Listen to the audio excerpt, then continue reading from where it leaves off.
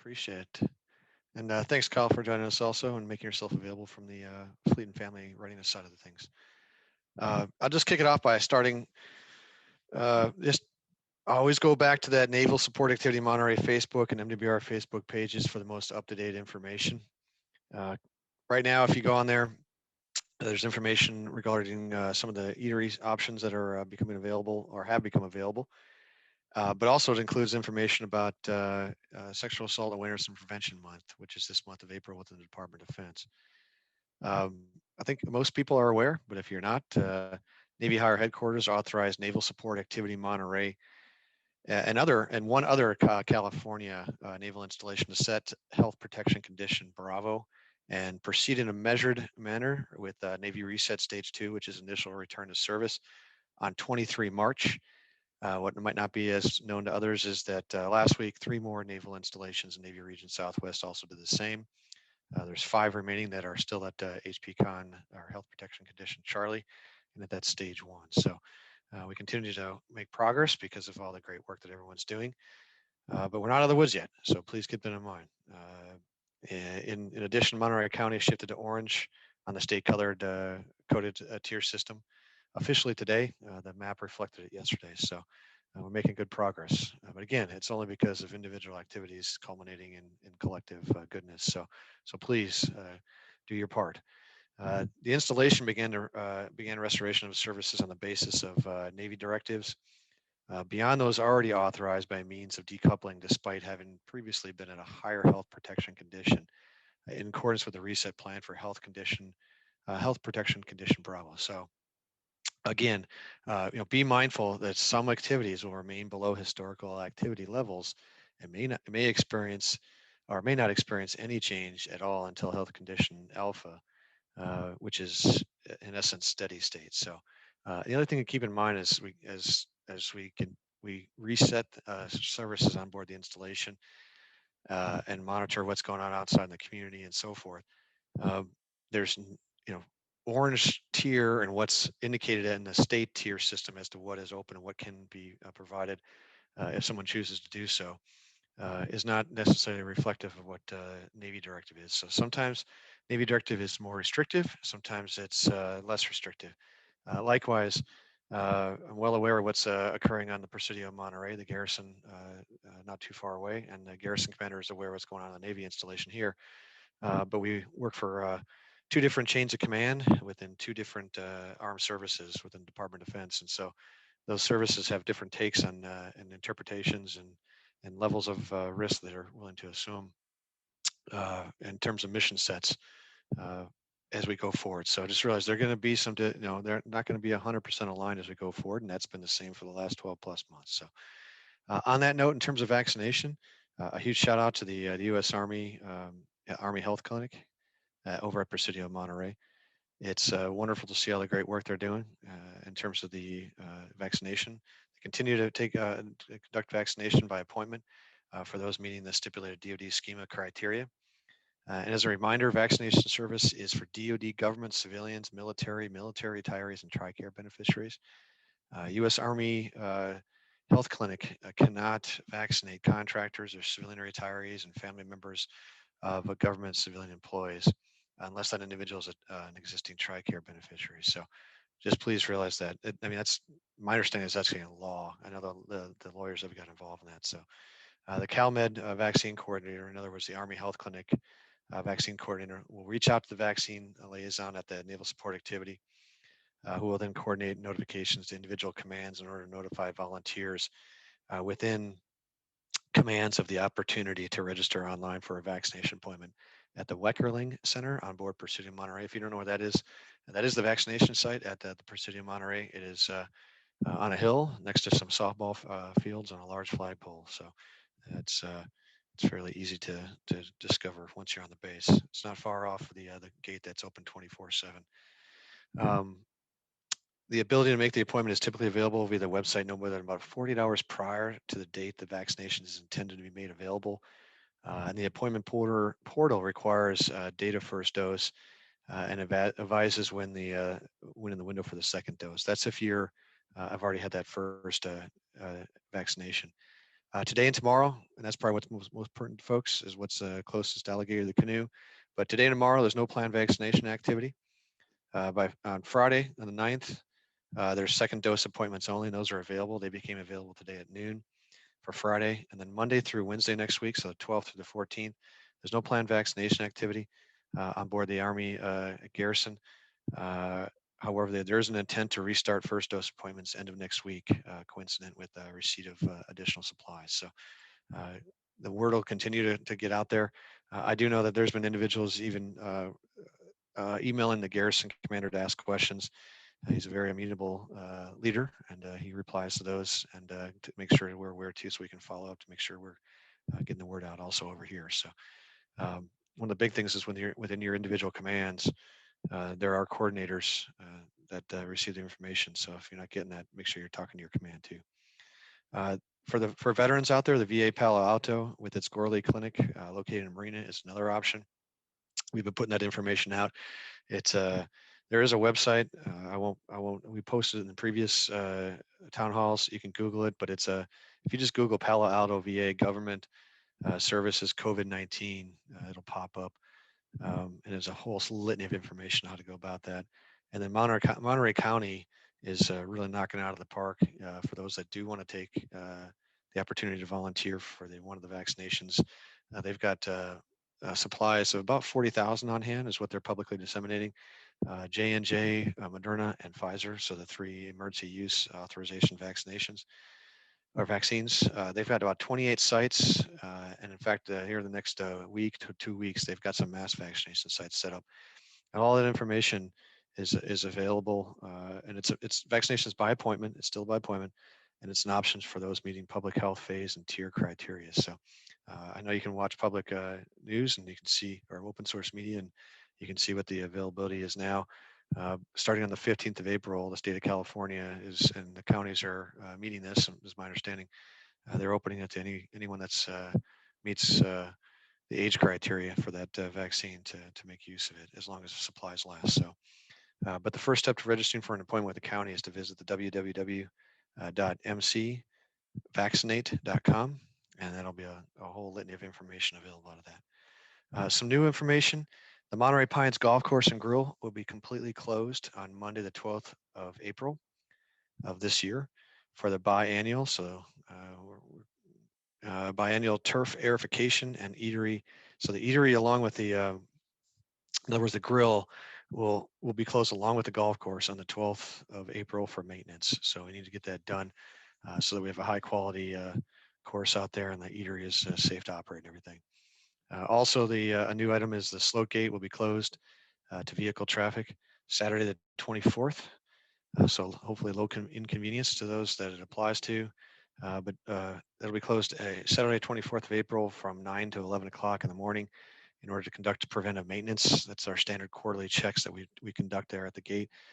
There will be police officers posted at Sloat Gate throughout the maintenance period to accommodate pedestrian access, and the Del Monte Gate will be open for inbound and outbound vehicle and pedestrian traffic from 09 to 11 that same day on the 24th, Saturday the 24th.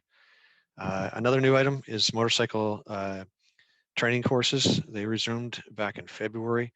The point of contact is the Naval Support Activity Monterey Safety Office, Holly Rose. She can be contacted at 831-656-3117, or her email is hrose@nps.edu. But there's a basic rider course occurring this weekend, the 10th and 11th. And there's a follow-on basic rider course that's on the 24th to the 25th of April. And then there's one 19 to 20 June. There's an experienced rider course here on the 11th of April, coinciding with the basic rider course. And then again on the 20th of June. And then an advanced rider course on 23 to 25 April. So if that applies to you. Starting to get some of the reminders, at least one reminder, and that is for our religious ministry program. The religious ministry program opened the chapel doors to DoD affiliated personnel who have access to the installation on Sunday, March 28th. So it's been open now for 2 weekend services, along with some weekday activity. But pursuant to COVID guidelines, the chapel operates at 25% capacity, which means our maximum capacity is 87 people may attend the services at one time. So, and there's a difference between, the county going to orange tier, under orange tier, religious services for indoor activity is now set at 50% if that entity or that venue decides to take advantage of that. So, but the Navy is staying at 25% capacity for indoor services until further notice. Catholic services are Sunday. That's Sunday mass at 09, and then daily mass is Monday through Thursday at 12:05. And then the Protestant services are the Sunday messages at 10:30. There is, on the Catholic services side, there's reservations required for the Sunday mass, and you can call the 831-656-2241. Um, it's not required for daily mass, and the reason we've done it for uh, Sunday mass is historically we don't have any concerns about exceeding the capacity of the chapel for the Protestant Sunday services, but historically we might have issues. We don't want to have somebody show up and then have to turn them away. Is really what it boils down to. Come all the way to the base and then turn around and have that disappointment. So that's why we have the reservations for the on the Father Dowd has said wanted to do. I'm sorry, Father Dom has said he wanted to do that. So if you have any questions about the religious ministry program, please direct them to that's that number 656-2241.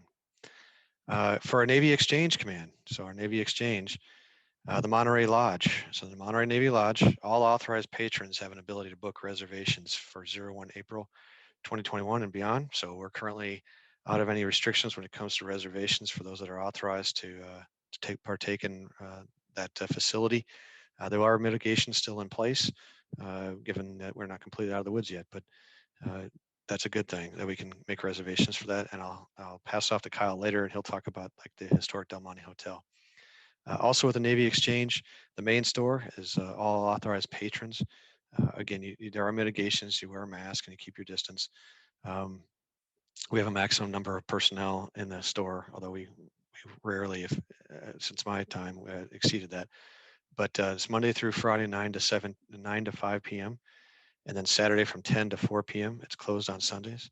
The tailor shop is full services. In other words, measuring, fittings, and so forth. But there's some appropriate mitigations involved. The laundry and dry cleaning, we recently, as of 2 April, those services had to be discontinued because the provider went out of business here locally. And the NEX store general manager is exploring some options to restore some type of service. But right now, those services aren't available. The auto port and the car care center is all authorized patrons, Monday through Friday, 8:30 to 4 p.m. However, there's a big foot stomper this Friday, April 9th, from approximately 9 o'clock in the morning until 1 p.m. All Navy Exchange gas pumps will be unavailable on board the installation so that a firmware update can be installed to the fuel controller system. So that's a fancy way of saying there's no gas pumps. You can't pump gas on the base here at the Naval Sport Activity on Friday, the 8th, April 9th, from 9 to 1 p.m. So um, and then the barbershop is all authorized patrons. There's some mitigations involved that we've had in place for quite some time. It is by appointment, so please contact the barbershop if you're interested in getting a haircut. And also, if you show up early for your appointment, or you have the person in front of you is maybe a little delayed, and it's a little past your start time, the wait for your appointment in the seat is outside. There's some benches and there's bathrooms or restrooms right around the corner as you enter the NEX store lobby. Those hours are Monday through Friday from 9 to 4 p.m. and then Saturday from 9 to 3:30. So, um, and then there's one other item in terms of access to installation.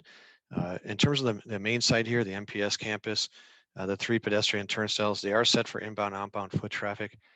We just had technicians out last for about a week and a half to resolve some issues with those that new enrollees.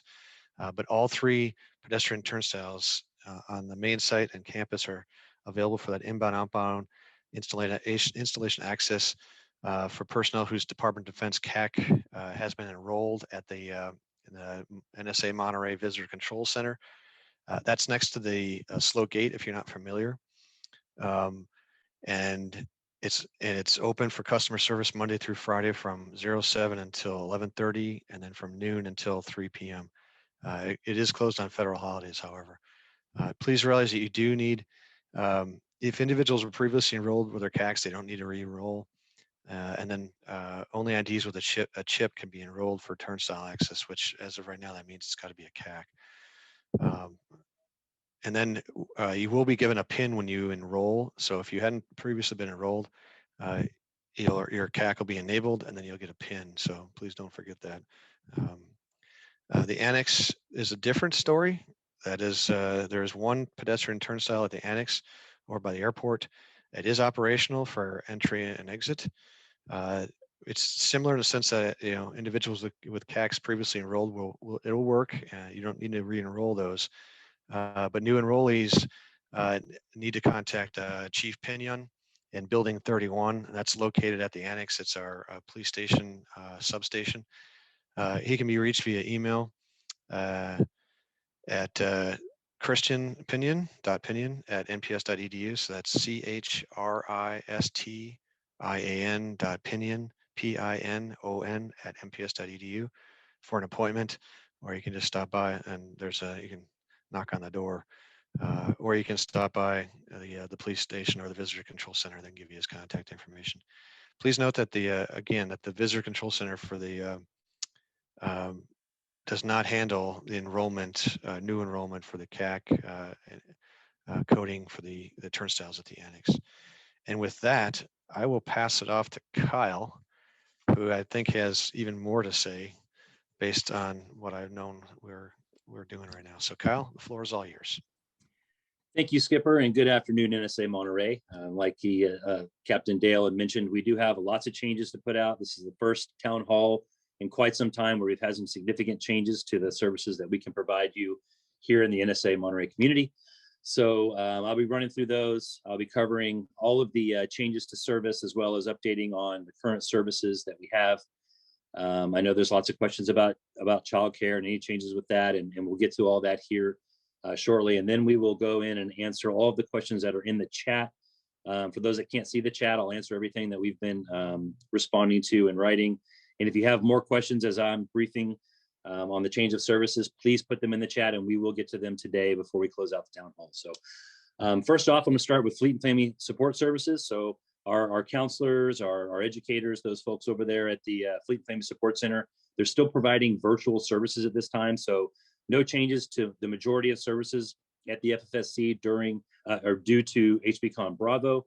However, we do have the ability to do some one-on-one counseling sessions on a case-by-case basis. So if there is a special mitigating circumstance where the virtual services that we can provide will not suffice, telephonic or otherwise, then we will work with you. And if need be, we can see somebody on a case-by-case basis for counseling. MWR Fitness Centers. So we've been open to active duty for quite some time now. We opened up to dependents of active duty on April 1st. And the fitness centers are still maintaining a good amount of occupancy levels. So we feel comfortable with expanding that service. Captain Dale has approved. We are going to expand that to DoD civilians. So DoD civilians are going to be authorized to use the fitness center effective April 19th. That is a Monday, just about a week and a half away. So starting April 19th, active duty dependent and DoD civilians will all have access to the fitness center. So for the DoD civilians and active duty dependents, they still will only have access from 0800 to 1530 daily, Monday through Friday. This allows the active duty to utilize the gym early and late when the demand is high for those folks. And there's no restrictions time-wise on the weekends. So everybody can use the gym when it's open on weekends. So that's a bit of good news, especially for the DoD civilians in the community out there that have been wanting to use our fitness center. It will be open to them soon. Showers and saunas still remain closed. I know we had a question in the chat room asking about massage. So in a nutshell, the best way to describe services that we are authorized to do is social distancing is still in play. Anywhere aboard the installation, you still must socially distance from our staff. Unless you're with someone within your bubble, you're supposed to socially distance from as well. So I think it's say that massage would not fall into the category of being able to socially distance. So I don't foresee massage coming back anytime soon until that restriction is lifted. So Of another note, non-MWR gyms at our board neighborhood property, in our case, we only have one at the annex. Those facilities still are not authorized to be open at this time. So the gym at the annex does need to remain closed. We will have an update regarding retirees. So retirees will eventually get access to the fitness centers. We'll be monitoring usage here with the next user group. We will have an update on when retirees will have access to the fitness center at our next town hall on the 21st of April. We will have an update for when that date will be. So for the retirees out there that do use the fitness center, please hang tight. We hope to get you guys in there pretty soon. In terms of intramural sports, we can resume sports that are non-contact and social distancing can be accomplished, which as you might guess, there isn't a lot of those out there, but we're looking at starting up some things like bocce ball, cornhole, those kind of things. So we can do at least some sports and get folks a little more opportunities to get out there and participate. So more to follow on that when those tournaments will begin. We're still a ways off from team sports and contact sports. So just hang tight on that. We'll know better as we get back to return to full service eventually. For community recreation, trips and tours, that kind of stuff, we are going to start rolling out some events. So we're planning on a paint and sip in the Rose Garden. Our new community rec director is here. Her name is Erica Myers. She's got some great ideas. She's going to be working on a paint and sip in the Rose Garden, where she's looking at doing some trail bike rides around the Monterey area and hopefully some movies out on the lawn in La Mesa. So keep an ear out. We will definitely announce those events here on the town halls as they become available. And you can also, of course, follow us on Facebook and Instagram at Navy Life Monterey. Recreational lodging is wide open. So for those that want to stay at the Hotel Del Monte, they want to stay at the Navy Lodge, or if they want to stay at the RV park, it is open for leisure travel to all authorized customers at this time. And that includes guests of authorized customers. So if you have parents that want to come in and visit out of town, whether they're bringing their RV or whether they want to stay at the Hotel Del Monte, you just need to call those respective services and coordinate your ability to sponsor them into those facilities. And then they can come and utilize those as well. So that's a lot of good news for folks that have been wanting to have people come and visit. Moving on to dining services. So this is probably the biggest change for those out there in terms of what is going on with the change to HBCON-B. We can now provide dining services, and that's other than just takeout. So we have a couple of dining service options, and the flyers have been posted here in the chat. So if you have the ability to open the chat, you can download those flyers for the more specific information. But essentially at the La Novia patio, we have a really nice outdoor dining on Thursday, Friday, and Saturday night. You do need to order in advance because we have to go get the food and prepare it. So you do order and prepare and pay in advance. So that's a little bit of an inconvenience, but I assure you that it'll be a great experience out there.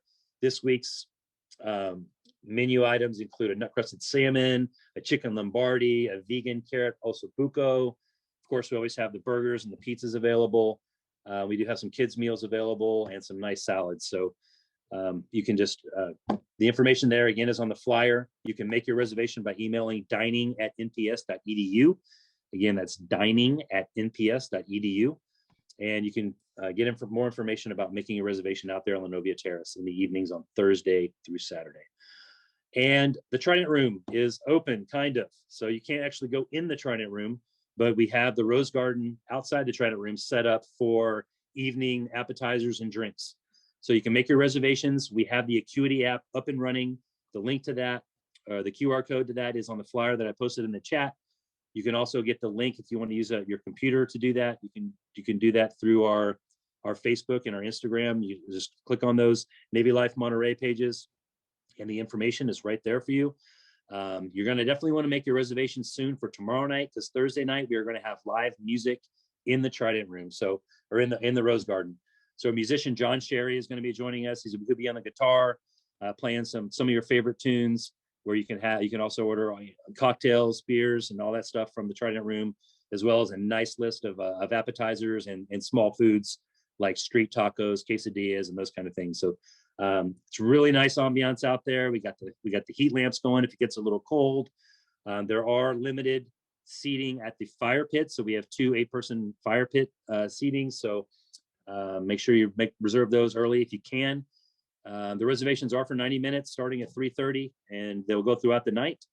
Yeah, I know that if you have your reservation and you want to stay and there isn't a follow-up reservation, we maybe have the ability to invite you to stay for a little bit longer. That's all going to be on a space available basis. But really nice setup out there. Amy Clanton and the Trident crew have done an amazing job converting that rose garden into just a beautiful place.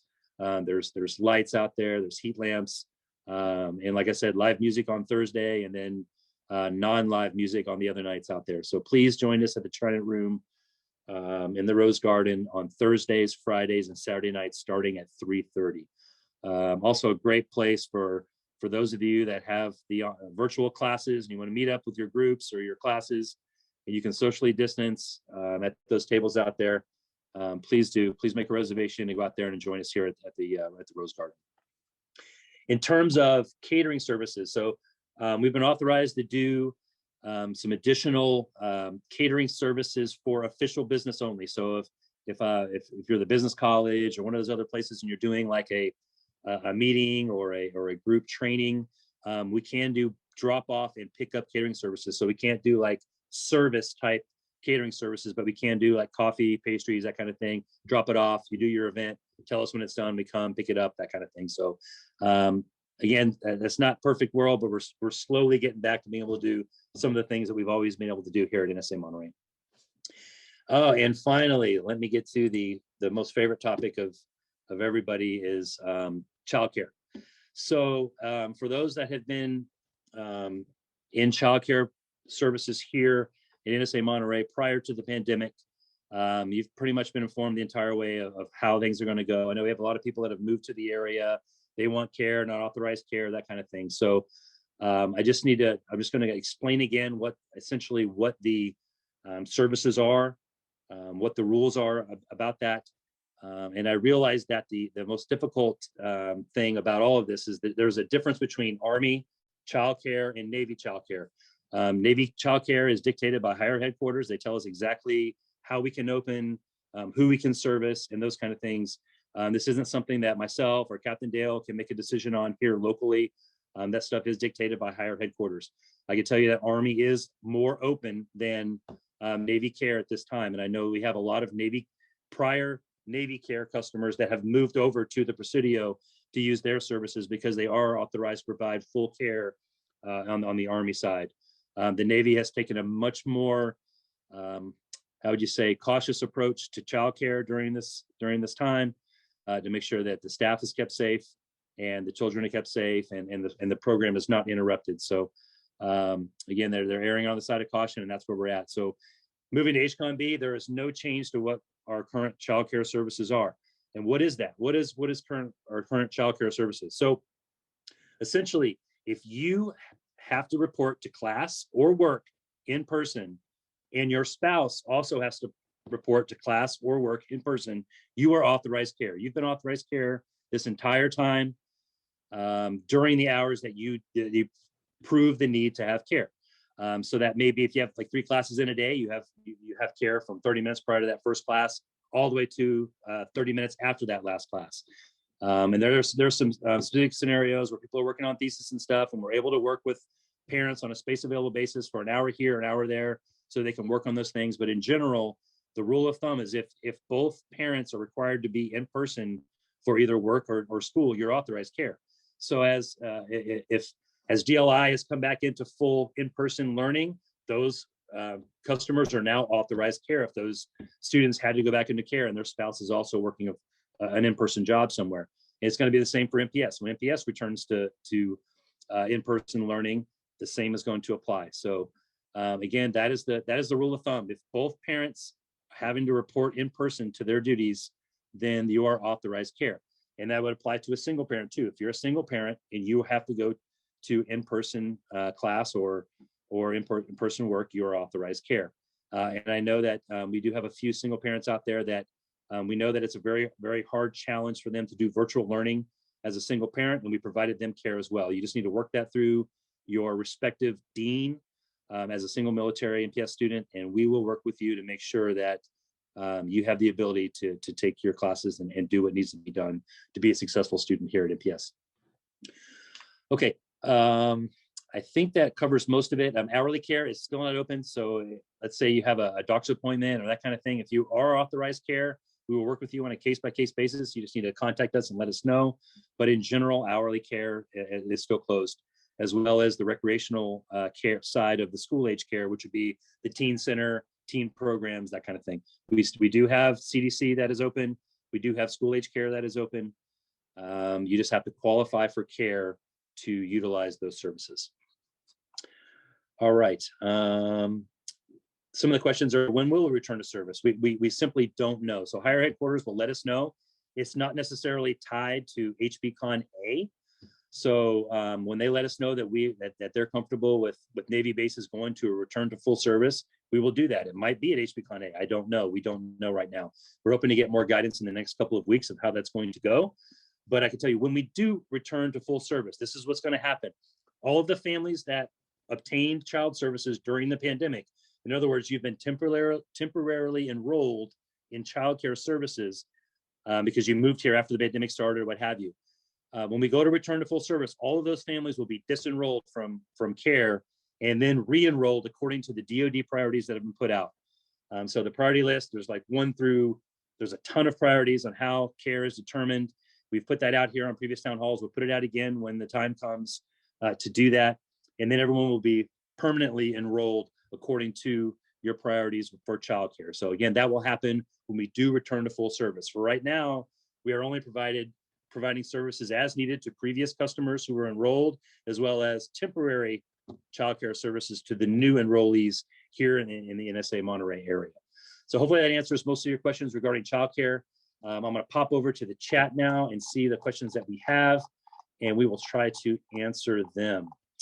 All right, already answered the massage question.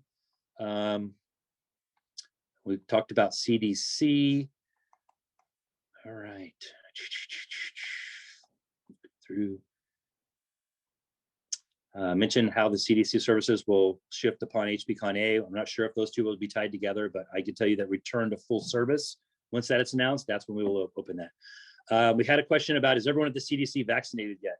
Well, that's a question I can't answer because it's a voluntary ability to get vaccines right now. Same for active duty. As long as vaccines remain completely voluntary, we don't necessarily track who's taken them or who has them, or I couldn't tell you if everyone has or has not. It's a personal choice for that staff. There is no requirement for CDC or school age care staff to take vaccinations. So I can't provide that information to you. If that changes and vaccination become a requirement, then we'll let you know. But as of right now, they are not required. So I don't have that information to provide to you. Is there a link to information about HBCon A or versus HBCon B? I don't think there is. It's not that black and white, but I'll hand it back over to Captain Dale if he wants to talk about, in his experience, how we would go from HBCon to HBCon B to HBCon A. Captain Dale, do you have something you want to add to that?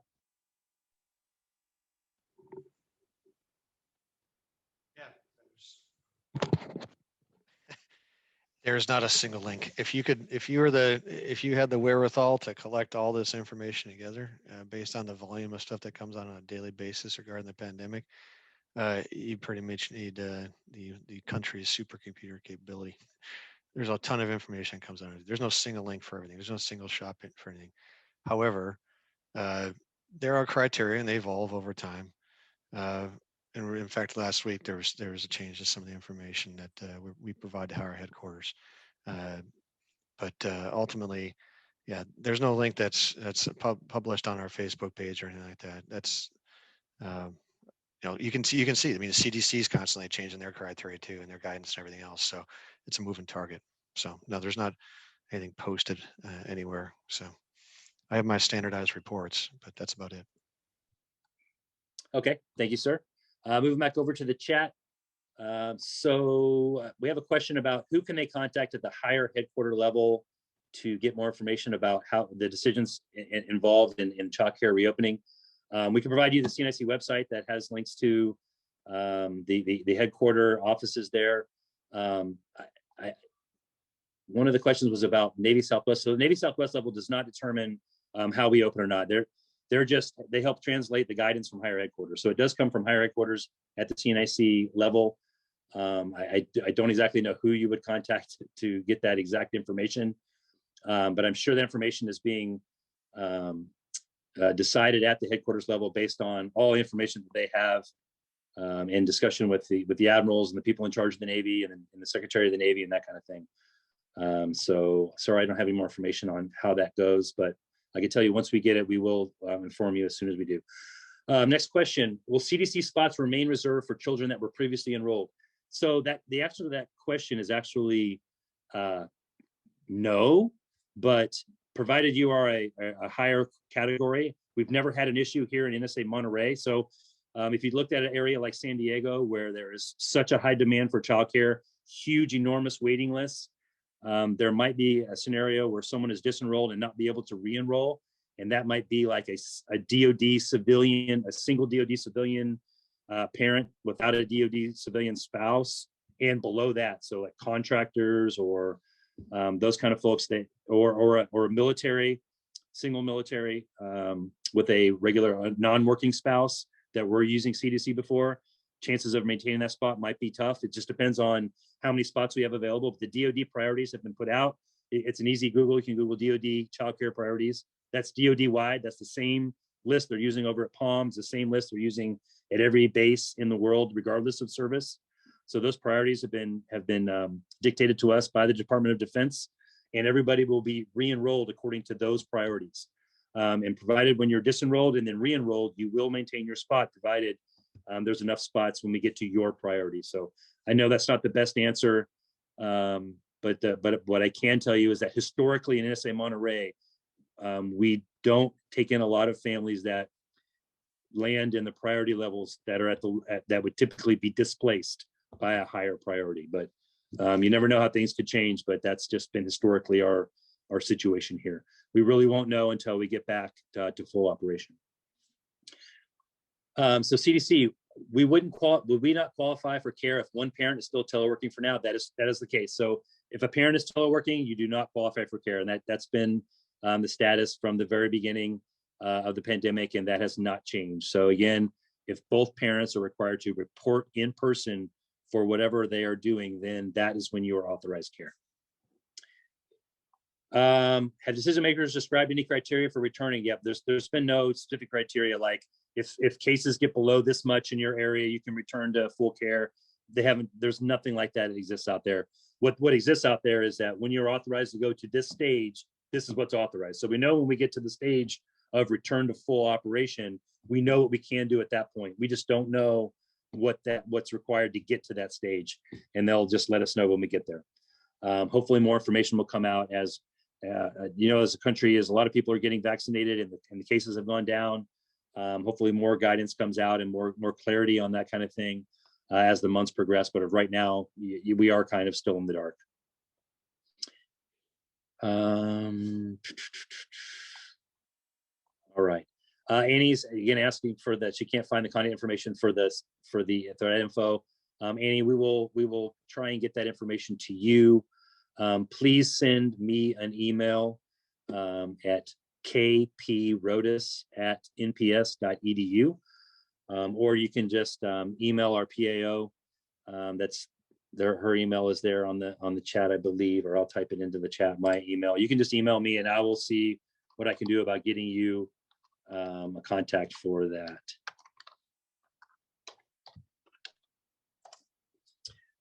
All right. Whoops, mailing address, base level numbers. All right. Do we need to re-register for CDC care if we've been previously enrolled previous to March 2020? I'm not sure exactly on that. I don't believe so, but you need to be in, if you are not in the childcare.com system, you definitely need to make sure you're in there. I can ask my CDC director if there's been any cases where people are disenrolled and have to re-enroll. I know that you definitely have to be enrolled in that, and that way the system knows what your priority is, so that when we do get back to full care, that's how that's determined. I will try and get that answer to you, Tony. All right. Is the stage full operation HPCon A or HPCon 0? I'm not sure about that answer. I don't know what HPCon 0 is.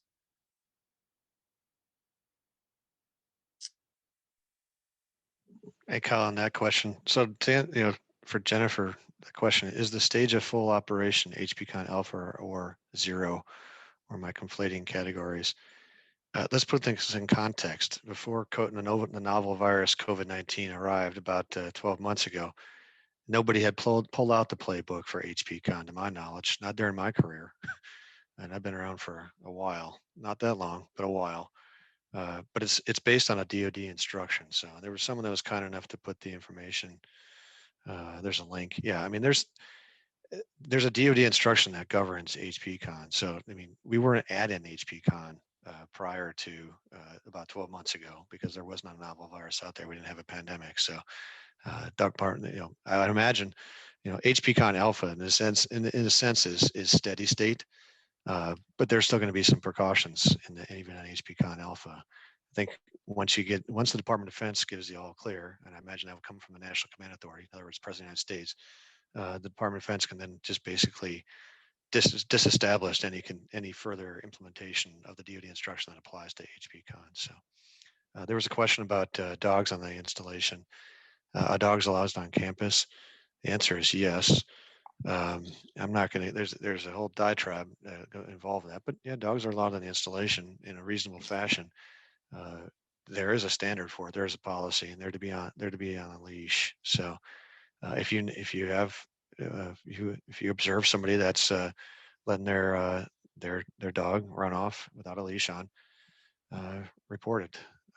There's a I mean, I'd prefer our police officers were doing other activities to keep the force protection level up on the base. But if you feel if it's a safety hazard that somebody and it's a threat to yourself or those around you, then call our police department and they'll dispatch a patrol to handle it accordingly. So, da, da, da, da. Kyle, do you got anything else? I'm looking at the PAO contact.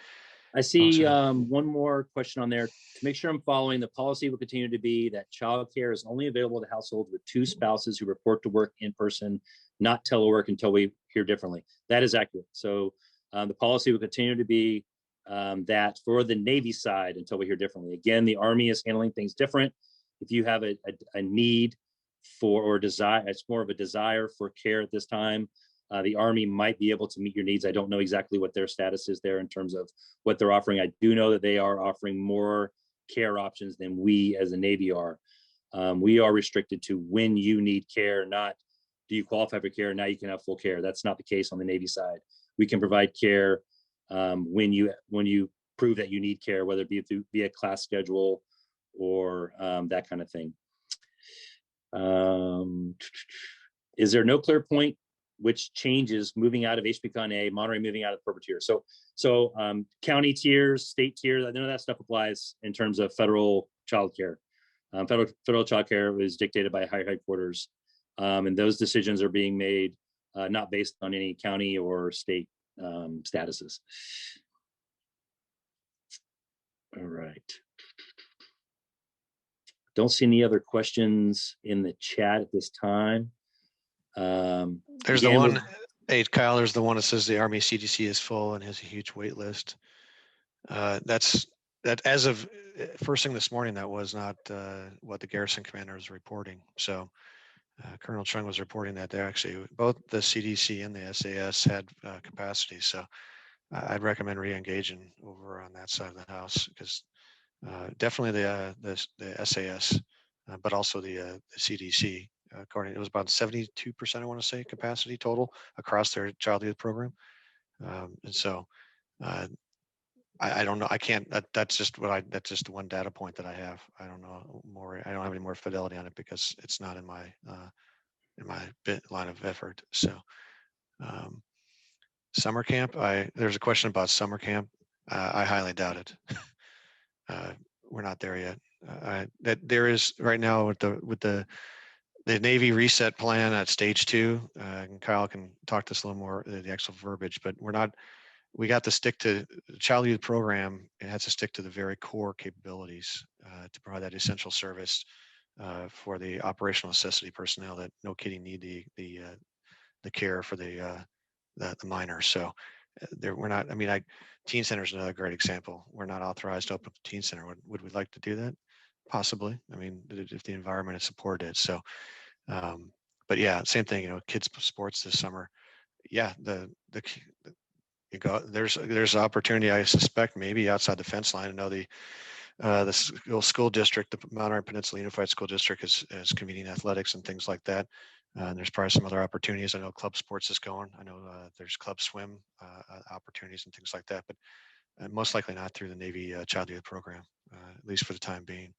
So, um, uh, So Cal, Skipper, in terms of summer camp, so obviously the pandemic's been here for over a year.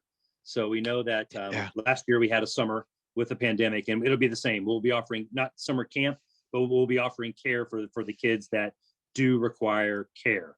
So although it's not summer camp, our school age care services do operate full time during the summer for kids that need care. Also, another one. If we get a spot at Army Care, we'd lose a spot at La Mesa, though. Correct? Yeah, that is correct. So you can only have one spot at one DoD center in the area, but that doesn't stop you from reapplying and moving once status has changed. So if you took a spot at the Army Care now and then things return to normal and you apply, you re-get on the waiting list for the Navy Care. Depending on where your priority is, if you're dual military, you're going to be one of the highest priorities, or single military, and you would get a spot automatically. You would actually displace another family if we were at full capacity. So hopefully that answers your question. And like the skipper said, when it comes to kids sports, it is, I think outside the gate is going to be your best option once that happens. I'm not familiar with the county starting up youth sports at any time soon. I've actually seen things from the CDC saying that you should limit youth sports activities, but yeah, on the Navy side, there's no clear guidance on us when we can return to child or youth sports. I don't see anything else in there, Skipper. I think. yeah, Kyle. Just overall, I mean, some of the earlier questions about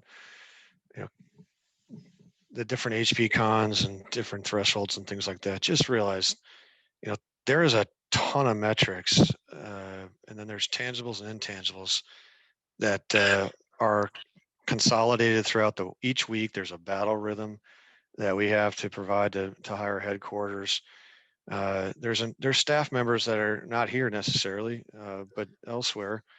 That is their full-time job, to consolidate all that stuff, to put in the calculator, to make it presentable to decision makers so they can make informed decisions. So we have staff here that, the small staff we do have, in addition to their typical duties, that's what they're having to do, and rightly so, is get this information compiled and sent up in the format that is requested by higher headquarters.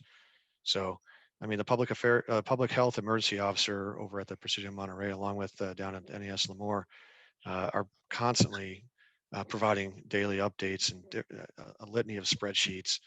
And that comes from all different sources: the state, the county, municipalities. So national sources. I mean, it's just a whole litany of stuff, whether it's positivity rates or cases per 100,000, and the number of tests that were done, and you name it. And then hospital beds, where those hospital beds, their availability is, and whether ICU is, and what, mortality rates, all kinds of, I mean, it's just a whole litany of things that ultimately decision makers use to come forth and make decisions. And you got to keep in mind, ultimately, this is all, when you're talking about, we're a military, and it's all about safeguarding the force, and that includes our families. And so that's what decision makers well above my level, that are looking at a huge picture, are looking at it on a daily basis, and then making decisions usually on a weekly basis, basing on an evolving situation. So um, I'm a parent. I have these same questions in some activities also, and school age kids, and so I'm paying attention to what's going on in the schools and things like that. Just realize, we all have we have our worlds, which then tie into the greater picture. And so a lot of these senior decision makers are looking at the huge picture. And so when you get down at our level, it's a little more personal, and yeah, that's why we get some of the questions you have. But we'll do the best we can to answer them. We've gotten this far. I mean, again, I mean, I don't think we've been in this installation's been in, for my, I've been here, I'm starting 8 months now in my assignment here. And we've been in HPCon, we had been at HPCon Charlie stage 1 the whole time. And because the environment did not support it otherwise. And then prior to that, I want to say it was a good total. I think it's been, I don't know, Kyle, probably almost the entire 12 months that the installation's been in HPCon Charlie. So um, as we've been able to work um, and provide those that make decisions with the information and the environment supports it, they're allowing services to be restored in a measured capacity. So again, it's all about uh, keeping the force healthy and our families healthy moving forward. Uh, you're seeing it another. I'm not. It might not completely translate to us here locally or within our own nation state, but you're seeing elsewhere where things have been loosened up. And it's not whether it's good or bad or otherwise, or I'm not making any comments about it, but it's only in the sense that I think there's some considerations when you're at a higher level that they don't want to have to jerk you back and forth. Okay, we're loosening up now. We're going back to more restricted, and we're loosening up. We're going more restricted. So I don't know if that's the mentality of the senior leaders, but I suspect that's one consideration is they'd rather just keep it steady and in a measured manner as the environment supports. We are able to loosen things up. So I appreciate everyone's time. I think we had a good attendance here today, and it's not just we do these bi-weekly, but Kyle and others over at Fleet and Family are very attuned with listening, um, and sometimes you're not going to get the answer you want. I mean, that's just how it is. Um, Again, I've been there myself, more so than you might think. The answer is going to be different than what you had hoped for when maybe you came in asking the question. So, but just ask you to be patient, and we work through this together, and that's how we're going to ultimately get to a point where we don't have an HP con, we're not implementing a DoD instruction for pandemic, and we're able to move along smartly in whatever in whatever way you choose to do so. So. Um, Let's see. There's a couple more questions here since I've been talking, which is good. That's why I did it. I want to give some more time. If we got okay, any plans? Okay, so Kyle, do you see this one? Sierra Army did have a space for 5-year-olds, less space for younger kids. Okay. Yeah, okay. Oh, that's more of a comment. I appreciate sharing that information to everyone about some of the Army CYP availability. I'm sure you can understand this. Oh yeah, it's a tough. Okay. Yep. No, and the comment, yeah, the comment about it's been tough times. You better believe it. So sir, I do have an Yeah. update. My CDC director, CYP director, Maggie Gutierrez, was able to get back to me and say that that if you were previously enrolled in our CDC, we will work with you to make sure that you get back on that list, and you do not lose care, provided you fill within the priorities that we have. So be rest assured, if you were previously enrolled, we will work with you to make sure that you have a spot as well as we can within the DoD guidelines. And like Skipper said, there was a comment in here. I'm sure you can understand this has been a tough year for many of us, working families with young children and 2 parents working full time from home. We absolutely understand that. I can tell you that my wife is a civilian over at Fleet Numerical who's been teleworking this entire time. Our son was 6 months old when this started, and he's now 19 months old. Your Fleet and Family Readiness Director cannot wait to get his child back into care. So I assure you, as soon as we have the ability to get children back into care, we will be doing so. You have my guarantee of that. But yeah, great town hall, lots of great questions. The only way I think I would close out is that on the child care side, what the Navy has done is proven right to this point. We have had 0 shutdowns. We have had no mission compromise due to a positive test in our center. Our kids have been safe. Our staff has been kept safe. It's been a tough time for all, but I think it's been the right thing, and we just appreciate everybody out there that has, you hate to use the word suffered, but has suffered through this last 1+ years during the pandemic. I do think there's a light at the end of this tunnel. and we hope to get back to normalcy soon. And we look forward to providing that to the community. So thank you everybody for tuning in today. I'll hand it back to Skipper to close out the next town hall. Yeah, thanks, Kyle. Appreciate it. And one of my takeaways from this town hall and from other interactions and reports and discussions and conversations is it warms my heart that that we have a child youth program, in particular our student age care and our child development center that's currently available in some regards to a small degree. Um, it just warms my heart that it's wanted, it's needed. It's seen as a valuable service to those that serve their country. So I mean, within DoD, ranks, and it's just the alternative is that it's good to know that we're providing us an effective and a value added service, because the alternative is it would be if we're providing something that's not good, and that's something that that people don't want to use, and that they prefer to go use another service someplace else. um, so to be in demand, and to be a viable service is a good thing.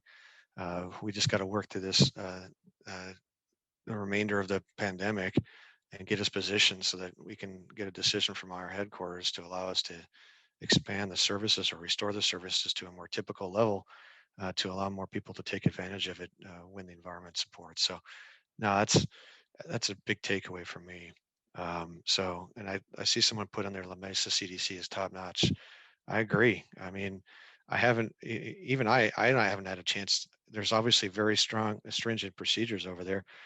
I've had an opportunity to go over there once, both to the CDC and the student age care, in the entire time I've been here, because I I just I'm not trying to bring anything over there that shouldn't already be. Not that I'm saying I've been slimed or anything. I think quite the opposite, but it's just one more body that would be over there. That if something did come up, it would have to be traced and everything else. So I appreciate that feedback that it's top notch. Um, that's good stuff, because it's good to have a good service that we're providing quality to the patrons that have ability to use it. So um, lastly, we do have a town hall scheduled for 2 weeks from now on the 21st of April, Wednesday the 21st at 1500, so 3 p.m.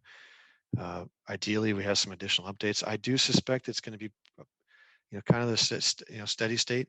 The county's reporting 41%, and this was from Monday.